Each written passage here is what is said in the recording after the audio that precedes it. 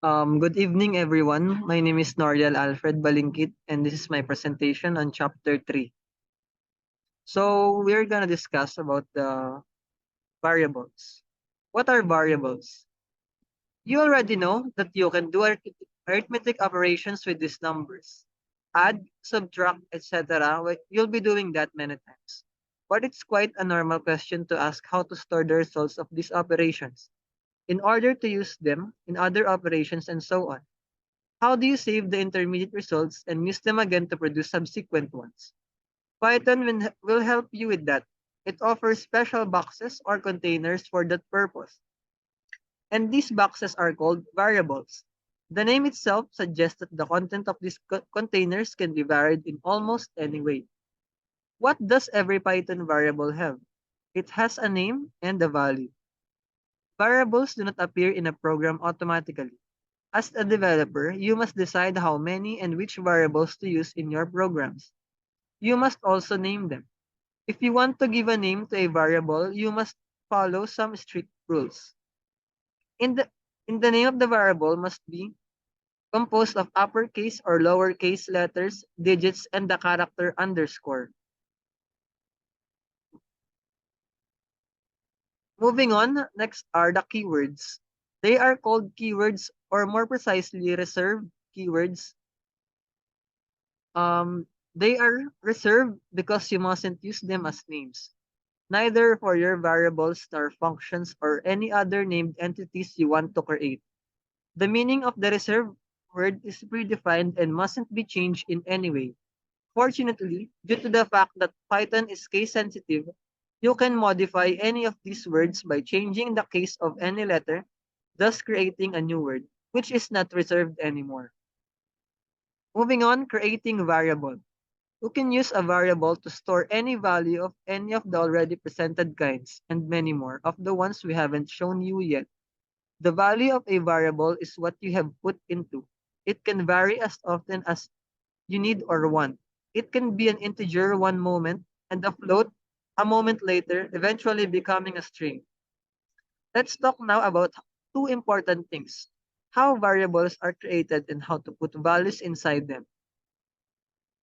A variable comes into existence as a result of assigning a value to it. Unlike in any other languages, you don't need to declare it in any special way.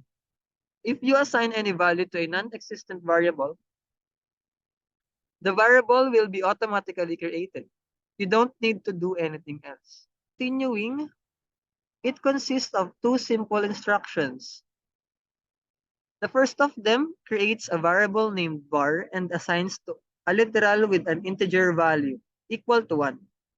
The second prints the value of the newly created variable to the console. You are not allowed to use a variable which doesn't exist, though in other words, a variable that was not given a value. This example will cause an error. We've tried to use a variable named var which doesn't have any value. Different entities and have nothing in common as far as Python's concerned.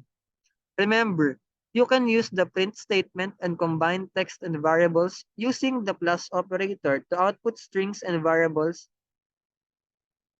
assigning a new value to an already existing variable. How do you assign a new value to an already created variable? In the same way, you just need to use the equal sign. The equal sign is in fact an assignment operator.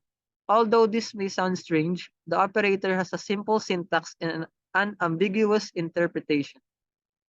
It assigns the value of its right argument to the left, while the right argument may be an arbitrarily complex expression involving literals, operators, and already defined variables. Look at the example below. Next is the shortcut operators. It's time for the next set of operators that make a developer's life easier. Very often, we want to use one and the same variable both to the right and left sides of the operator. For example, if we need to calculate a series of successive values of powers of 2, we may use a piece like this. You may use an expression like this if you can fall asleep and you're trying to deal with it using some good old-fashioned methods. Python offers you a shortened way of writing operations like this, which can be coded as follows. Let's try to present a general description for these operations. If op is a two-argument operator, this is a very important condition that the operator is used in the following context. Take a look at the examples below. A variable is a named location reserved to store values in the memory. A variable is created or initialized automatically when you assign a value to it for the first time. Each variable must have a unique name, an identifier. A legal identifier name must be a non-empty sequence of characters, must begin with the underscore or a letter, and it cannot be a Python keyword. The first character may be followed by underscores, letters, and digits. Identifiers in Python are case sensitive. Python is a dynamically typed language, which means you don't need to declare variables in it. You can assign new values to already existing variables using the assignment operator. You can combine text and variables using the plus operator and use the print function to leaving comments in code. Why, how, and when. You may want to put in a few words addressed not to Python but to humans, usually to explain to other readers of the code how the tricks used in the code work or the meanings of the variables, and eventually in order to keep stored information on who the author is and when the program was written.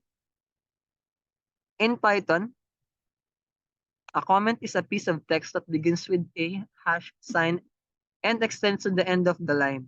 If you want a comment that spans several lines, you have to put a hash in front of them all.